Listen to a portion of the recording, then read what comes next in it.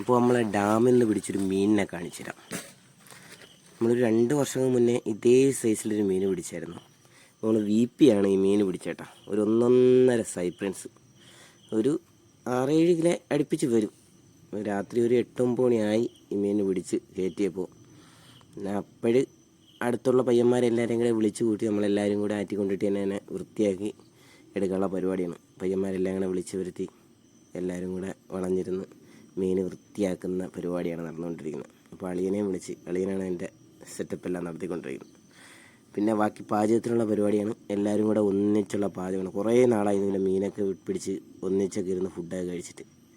അങ്ങനെ എല്ലാവരും കൂടെ ഒന്നിച്ചിരുന്ന് മീൻ റെഡിയാക്കാനുള്ള പരിപാടിയാണ്.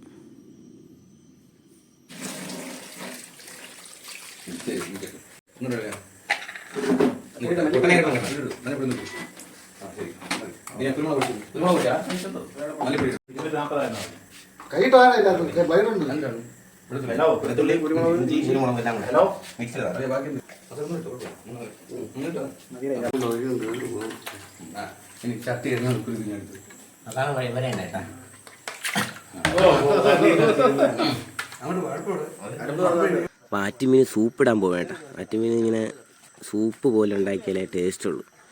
അങ്ങനെ വിറക് കത്തിച്ച് എല്ലാവരും കൂടെ ചേർന്ന് പാചകത്തിനുള്ള പരിപാടിയാണ്. മീൻ അടുപ്പിരുന്ന് വേവട്ടെ.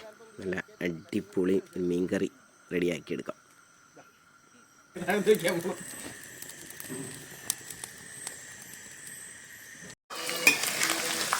നമ്മൾ സൈപ്രൻസും മീനിൻ്റെ മുട്ടയാണ് കേട്ടോ. നമ്മൾ എണ്ണയിലിട്ട് ഫ്രൈ അടിച്ച പരിപാടിയാണ്. അളിയനും നമ്മളെല്ലാം കൂടെ. അളിയനെ നോക്കളിയാ